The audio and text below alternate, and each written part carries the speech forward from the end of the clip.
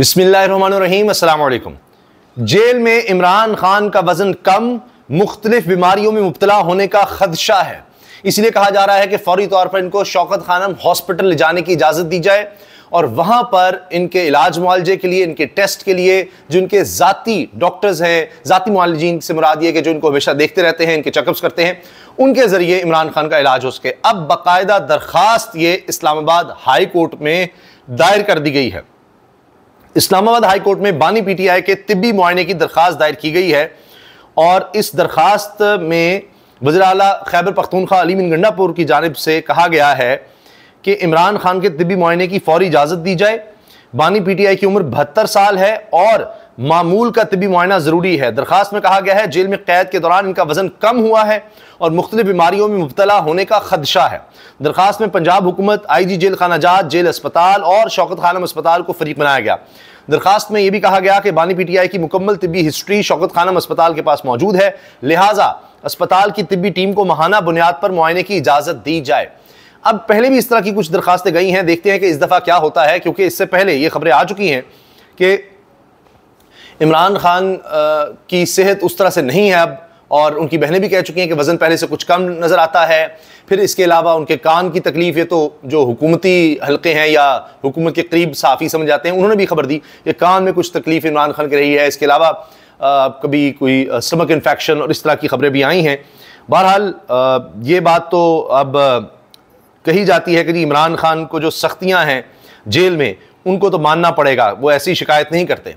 फिर जब कुछ चीज़ें बहाल हुई जिनमें टीवी था, अखबारात थे या किताबें थीं, तो फिर माना भी इमरान खान ने कि हाँ अब मुझे मिलना शुरू हो गई हैं।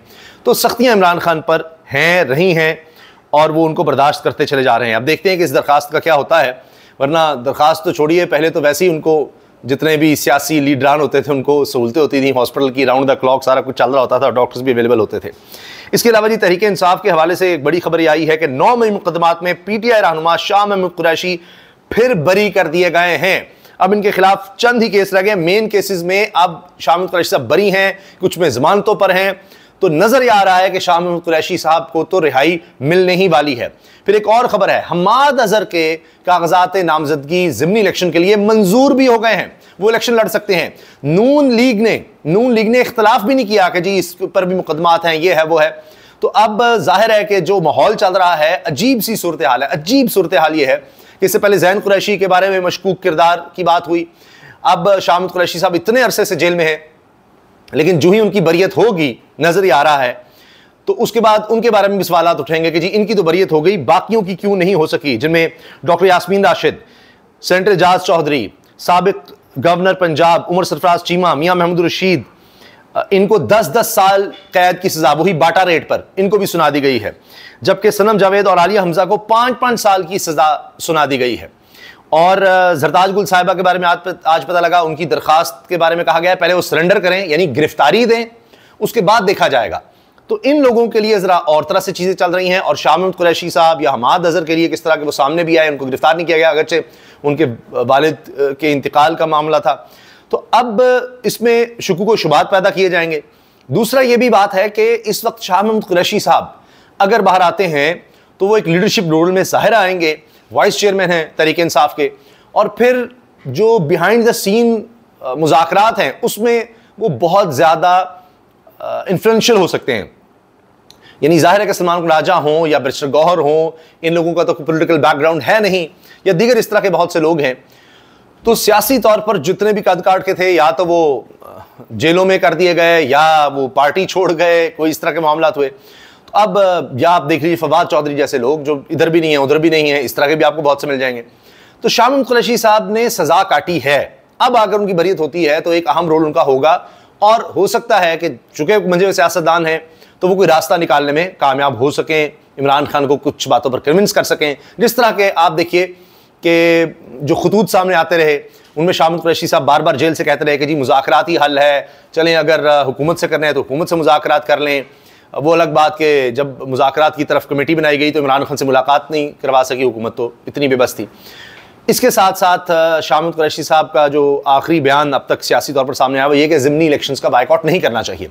इमरान खान कहते हैं जी बायकॉट करना है क्योंकि फ़ायदा ही कोई नहीं। अब हुकूमत चाहती है कि बायकॉट ना किया जाए, वो तो आज मरी में सारे मिलकर बैठे हुए थे। मरीम नवाज साहब अभी, मियाँ नवाज शरीफ भी, शहबाज शरीफ भी वज़ीर आज़म के तौर पर भी वहाँ पर पहुँचे हुए थे। वुज़रा भी वहाँ पर थे, जिनमें ख्वाजा आसिफ भी हैं, जिनमें नायब वज़ीर आज़म इसहाक डार भी हैं। और ज़िमनी इलेक्शन में टिकट्स के बारे में कहा जा रहा, बात हो रही है, लेकिन चेहरे लटके हुए थे, कहा जा रहा है नाराज़गियाँ भी दूर करने की बात हो रही है। ये सब कुछ वहाँ पर चल रहा है। तो इस पर मैं आगे आपको एंड में बताऊंगा कि सुहेल बड़ाइच साहब ने जो कहा है कि हुकूमत अब बहुत ज़्यादा कमज़ोर नज़र आ रही है, कि उसको जिस काम के लिए इस्तेमाल करना था वो हो गया, अब मुक़्तदरा को उनकी ज़रूरत ही नहीं रही। तो बहरहाल देखते हैं कि अब हुकूमत से मुज़ाकरात की तरफ कहाँ जाता है, क्योंकि हुकूमत भी चाह रही है कि मुज़ाकरात हों। राना सनाउल्लाह के बयान भी कुछ अजीब से आने लग गए हैं। एक और अच्छी खबर तहरीक इंसाफ के लिए है कि मियाँ शहजाद फारूक आज़ाद होकर घर आ गए हैं। तमाम पार्टी कायदीन और सोशल मीडिया का शुक्रिया अदा किया है इबाद फारूक ने कि जी मेरे भाई अब बाज़ियाब हो गए हैं। इनकी लिए दरख्वास्त भी दी गई थी इनकी बाज़ियाबी, क्योंकि ये काफ़ी दिनों से ये भी लापता थे इनके भाई। पहले इबाद फारूक का मसला था, उसके बाद फिर इनके भाई शहजाद फारूक वो गिरफ्तार हो गए। अच्छा, इस्लामाबाद में क्या हलचल मची हुई है? इस्लामाबाद में इस वक्त ये बड़ा मसला बना हुआ है, कन्फ्यूजन है कि हुकूमत कहाँ खड़ी है। पहले 50 मसाजिद को शहीद करने का, गिराने का कह दिया गया, नोटिस सामने आ गए, सब कुछ हुआ। तो जो पहली मस्जिद, मदनी मस्जिद जो गिराई गई, उसके बाद मामला ख़राब हो गए, आउट ऑफ कंट्रोल हो गए। पहले तो कॉर्डन ऑफ करके मस्जिद को शहीद कर दिया गया, लेकिन रात को ही वहाँ उलमा पहुँच गए। उन्होंने कहा जी हम अब दोबारा मस्जिद तामीर करेंगे। सुबह लोग आ गए, तामीराती काम शुरू करने की कोशिश कर रहे थे, वहाँ पुलिस आ गई, पकड़ दकड़ हुई, हालात ख़राब हुए। इसी दौरान फिर जनाब एक मीटिंग की खबर आई, और उस मीटिंग के बारे में ये कहा गया कि इस मीटिंग में चीज़ें कुछ तय पा गई हैं, और उनमें यह कहा गया है कि जी 48 घंटे हुकूमत के पास। ये देखिए अब्दुल गफूर हैदरी हैं, वज़ीर ममलकत बराए दाखिला, तलाल चौधरी आपको नजर आए। तो अब आप ये देखिएगा, इसमें अहम तरीन लोग जो हैं इस वक्त इंतज़ामिया के, वो आपको नजर आएंगे। IG साहब विद यूनिफॉर्म आए हुए हैं, ठीक है जी, ये IG इस्लामाबाद यूनिफॉर्म के साथ, और DC बड़े मशहूर हैं जी, ये इस्लामाबाद के DC साहब, ये भी, और दीगर लोग आए हुए हैं, ये तलाल चौधरी, और इनकी तरफ से भी JUI का भी वफ्द था। अब साथ ही ऐलान होता है कि हुकूमत ने घुटने टेक दिए हैं, हुकूमत ने तस्लीम कर लिया उनसे गलती हुई मस्जिद को शहीद करके, और JUI के जो इस्लामाबाद के सरबराह हैं उन्होंने यहाँ पर खिताब करना शुरू कर दिया और कहा कि मामला तय हो गए हैं। वज़ीर दाखिला तलाल चौधरी इस्लाम इंतज़ामी ने अपनी गलती का एहसास किया है और वादा किया है कि वो इसी मस्जिद को यहीं पर दोबारा बनाना शुरू करेंगे, और हुकूमत को 48 घंटे का अल्टीमेटम दे दिया है। मुफ्ती अवैस का ऐलान, ये इस्लामाबाद के हेड हैं जी JUI के, उन्होंने यहाँ पर ऐलान कर दिया है कि जी अब तो 48 घंटे हमने सिर्फ हुकूमत को दिए हैं, और उसके अंदर अंदर इनको ये करना पड़ेगा, मस्जिद का आगाज़ करना पड़ेगा। जबकि अब आप देखिए कि वहाँ कितना माहौल चार्ज था। ये देखें आप, ये जी वहाँ पर नौजवान जिस तरह पहुँचे, मदारिस के तलबा उलमा, और वहाँ पर उन्होंने कहा देखें, ये देखें पुलिस है, हम नहीं छोड़ेंगे किसी को, और आप देखें हम आगे बढ़ेंगे, आओ सारे, बहुत ज़्यादा लोग आने लग गए थे। तो सब इसी मामले के दौरान फिर ज़ाहिर है मुज़ाकरात साथ साथ चलते रहे। तो यहाँ पर बड़े लोग मुश्तिल हो चुके थे, ये लंबी वीडियो है। तो अब तलाल चौधरी ने बयान कुछ और दे दिया है। जियो कह रहा है कि ये सब कुछ जो मस्जिद गिराने का अमल या शहीद करने का अमल है, ये मुशावरत से हुआ है। इस्लामाबाद मरी रोड मदरसे को मदरसा इंतज़ामिया की मुशावरत से मुंतकिल किया गया, वज़ीर ममलकत तलाल चौधरी। अब अगर मुशावरत से किया गया तो फिर इस पर एतराज़ क्यों हुआ, ये सवाल है। फिर इसी तरह से जो हुकूमत के करीब समझे जाते हैं सहाफ़ी, PTV पर भी होते हैं, नजम वली खान साहब, ये कह रहे हैं जी 4 करोड़ मालियत की नई मुतबादिल इमारत ली और पुरानी पर भी फड्डा डाल दिया, ये बिजनेस सबसे ज़बरदस्त है। ये अब JUI को ही सुना रहे हैं नजम वली साहब, तो नून लीग के करीब समझे जाते हैं। साथ मदारिस की तस्वीर भी ये शेयर कर रहे हैं। इसी में जनाब हाफिज हिशाम इलाही ज़हीर कहते हैं जमीयत अहले हदीस और देवबंद मिलकर एक एक मस्जिद का दिफा करेंगे और मकबूजा मस्जिदों को वापस भी लेंगे।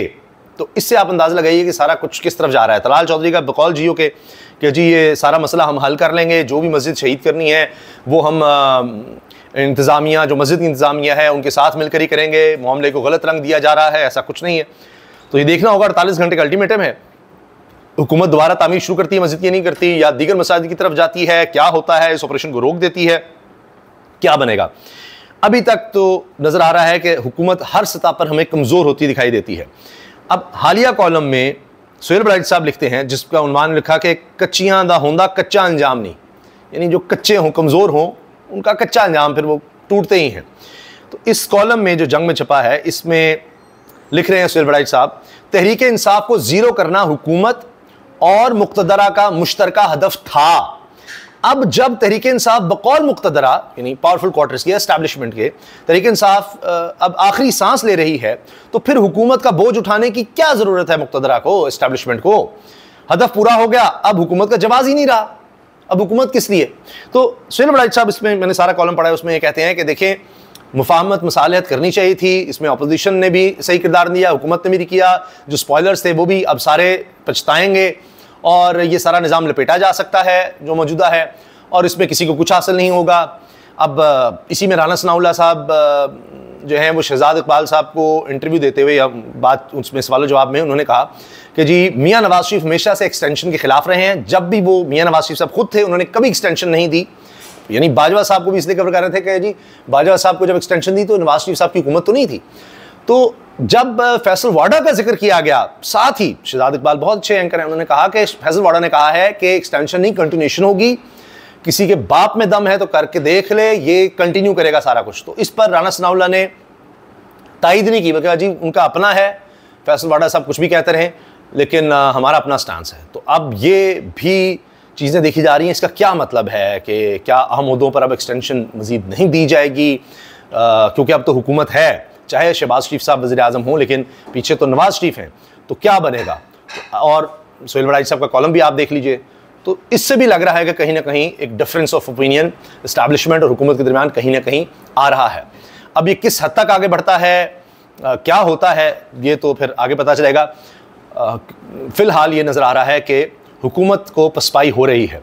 जहाँ ताकत का मुजाहरा हो जाए हुकूमत के खिलाफ, एक ताकतवर यानी मजहबी तबका सामने आ गया, इकट्ठे हो गए, JUI नज़र आ गई, तो जिस तरह उन्होंने रिस्पॉन्स दिया या रिएक्ट किया है, आए हैं फ़ौरन, ये लग रहा था कि पूरे मुल्क में ये सारा मामला फैल जाएगा कि जी मसाजिद को शेद किया जा रहा है, कुछ इस तरह से किया जा रहा है, तो फिर हुकूमत लगता है कि बैकफुट पर आई है और पीछे हटी है और हुकूमत को फिर पसपाई हुई है।